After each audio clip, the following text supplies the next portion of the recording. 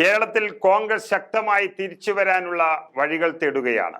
ലോക്സഭാ തെരഞ്ഞെടുപ്പിൽ LDFിനെ നിലംപരിശാക്കാൻ UDFിനും കോൺഗ്രസിനും സാധിച്ചുവെങ്കിൽ അതിൻ്റെ കാരണങ്ങൾ പലതാണ്. സംസ്ഥാനത്ത് ഭരണം പിടിക്കുക എന്നതാണ് കോൺഗ്രസിന്റെ മുന്നിലുള്ള പ്രാഥമിക ലക്ഷ്യം. അതിനു മുമ്പ് വഴികൾ പലതും വെട്ടിത്തെളിക്കേണ്ടി വരുമെന്ന ഒരു ചിന്തയിൽ ചില നീക്കങ്ങളിലേക്ക് കടക്കുകയാണ് കോൺഗ്രസ്. നിർണായകമായ 2 തെരഞ്ഞെടുപ്പുകളെയാണ് മാസങ്ങൾക്കുള്ളിൽ ഇനി കോൺഗ്രസ് നേരിടാൻ പോകുന്നത്.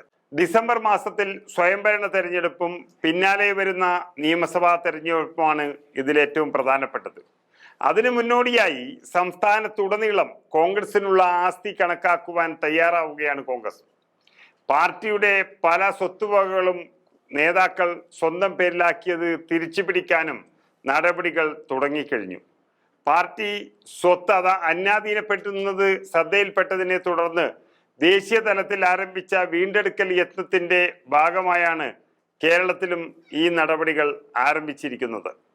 പാർട്ടിയുടെ ആസ്തി കണക്കാക്കാൻ AICC വിശദമായ ഫോം സംസ്ഥാന ഘടകങ്ങൾക്ക് അയച്ചു കഴിഞ്ഞു. DCC, ബ്ലോക്ക്, മണ്ഡലം, വാർഡ് കമ്മിറ്റികൾ എന്നിങ്ങനെ ഓരോ തട്ടിലും സ്വന്തമായി ഓഫീസുള്ളവ, അതുപോലെ വാടക കെട്ടിടത്തിൽ പ്രവർത്തിക്കുന്നവ തുടങ്ങിയ വിശദാംശങ്ങൾ രേഖപ്പെടുത്തണം. ഓഫീസ് നിർമ്മിക്കാൻ പാർട്ടി ധനശേഖരണം നടത്തുകയും എന്നാൽ സ്ഥലം ചില നേതാക്കൾ സ്വന്തം പേരിൽ ആധാരമാക്കുകയും ചെയ്ത സംഭവങ്ങളും സംസ്ഥാനത്തെ കോൺഗ്രസിന്റെ പട്ടികയിലുണ്ട്. ബന്ധപ്പെട്ട ഘടകത്തിന്റെ പ്രസിഡന്റിന്റെ പേര് രേഖപ്പെടുത്തേണ്ടി വരുമെങ്കിലും പാർട്ടി ഭാരവാഹി എന്ന ഔദ്യോഗിക സ്ഥാനത്തിന്റെ പേരിലാകണം ആധാരമെന്നും ചട്ടത്തിൽ പറയുന്നു. തുടർന്ന് ആ സ്ഥാനത്ത് വരുന്ന ആളിന് ഉടമസ്ഥാവകാശം ലഭിക്കണം. എന്നാൽ വ്യക്തിയുടെ പേരിൽ സ്ഥലവും കെട്ടിടവും രജിസ്റ്റർ ചെയ്ത സംഭവങ്ങളും വേറെയുണ്ട്. ചിലരാകട്ടെ താല്പര്യമുള്ള ചിലരെ കൂടി ഉൾപ്പെടുത്തിയ ട്രസ്റ്റുകളുടെ പേരിലാണ് പാർട്ടി ഓഫീസ് സമ്പാദിച്ചിരിക്കുന്നത്. കരമടയ്ക്കുന്നതിന് വ്യക്തിയുടെയോ ട്രസ്റ്റിന്റെയോ പേരിലാണ് സാധാരണ നൽകാറുള്ളത്. ഇതിനു പകരം പാർട്ടിയുടെ പേരിൽ കരമടയ്ക്കാൻ കഴിയണമെന്നാണ് AICCയുടെ നിർദ്ദേശത്തിൽ വന്നിട്ടുള്ളത്. സ്വത്ത് അന്യാധീനപ്പെടുന്നതിനെ കുറിച്ച് KPCCക്ക് ചില പരാതികൾ ലഭിച്ചിരിക്കുന്നു. ഇവയിൽ ആധാരത്തിന്റെ പകർപ്പെടുത്തുള്ള പരിശോധനയാണ് ഇപ്പോൾ നടന്നു വരുന്നത്.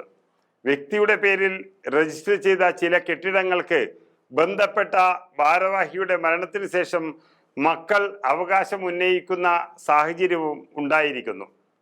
പോഷക സംഘടനകളുമായി ബന്ധപ്പെട്ടും ചില ഓഫീസുകൾ കൈമോശം വന്നിരിക്കുകയാണ്.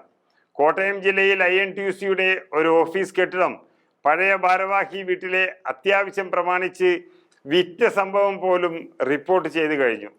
പാലക്കാട് ജില്ലയിൽ പാർട്ടിയുടെ ഒരു മണ്ഡലം കമ്മിറ്റി ഓഫീസ് ഭാരവാഹി മാറിയപ്പോൾ പൂട്ടിയതായും പരാതി ലഭിച്ചിരിക്കുന്നു.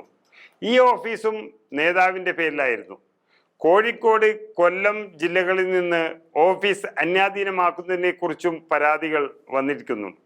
അന്തരിച്ച ചില ഉയർന്ന നേതാക്കളുടെ പേരിലും മറ്റും പൊതുവായി വന്ന പണം പിരിച്ച് പ്രാദേശികമായി ഉയർത്തിയ ചില സ്മാരകങ്ങൾ ട്രസ്റ്റുകളുടെ പേരിലാണ്.